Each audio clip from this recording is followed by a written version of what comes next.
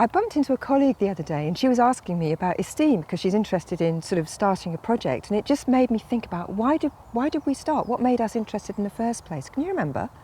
Yeah, there was a call came round from eSTEeM on email asking for people that were interested in particular topic areas, and I had looked at it. I couldn't actually think of a project myself, but I was just keen to be involved in some scholarship, so I put my name forward. Yes, that's similar for me in the sense that I wanted to get involved in scholarship, and we'd had a CDSA meeting and mentioned about it, doing some scholarship, as well as student support teams were being implemented at that time. So I was interested in student support teams and their role. Yeah, and that's right, you've triggered my memory as well. So I was involved in sort of setting up student support teams, and as such I was interested in all the generic emails that were going to be going out to students, so yeah, that was my interest.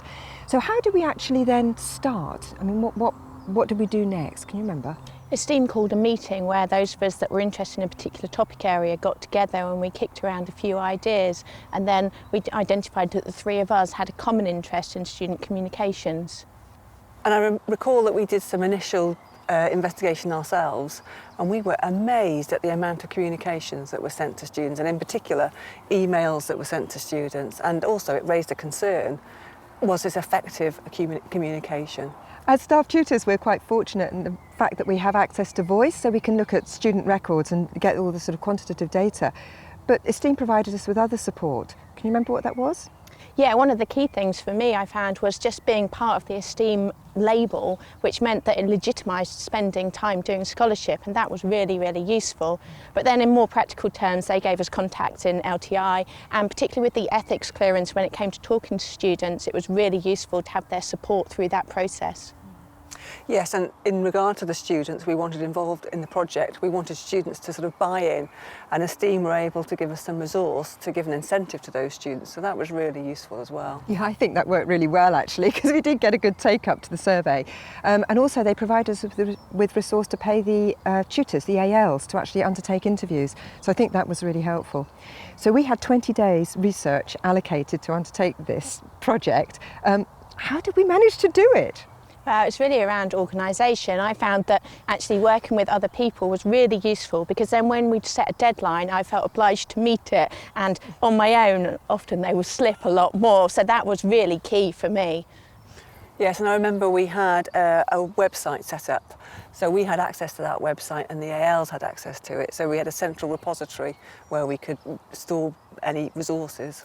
Yeah, that was good, and we used the online room in the website, didn't we, to brief the ALs, and so that was really helpful. So we had 3 key findings that I recollect from the project. Can you remember what they were?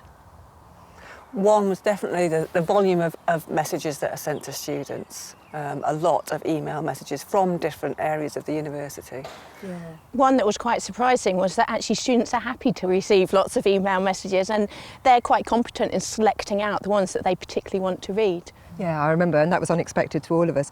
And I suppose the main finding was, not unsurprisingly, that the emails they value most were the ones that came from their tutors.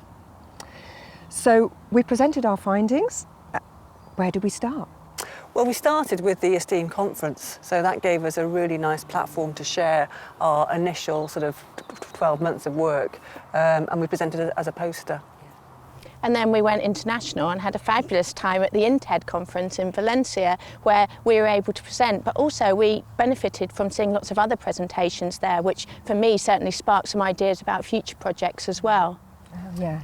Yeah, that's right. And then actually we presented as a presentation for the subsequent eSTEeM conference here.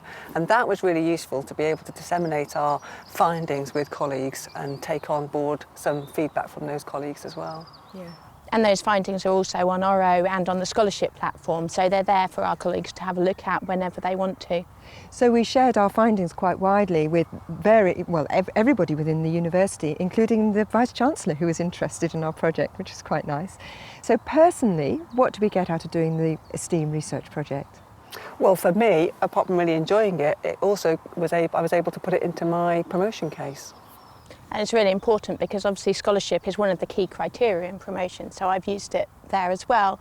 It was also great to be able to work with you two as well, because I hadn't really worked with you before, so it's a great way to meet new people and expand your network within the university. Yeah, absolutely. And for me, it boosted my confidence. I wasn't really sure if I could do pedagogic research before I did this project, and I learned that I could, so much so that in a couple of months I'm going to be actually presenting at the Higher Education Academy conference. So that's been really good.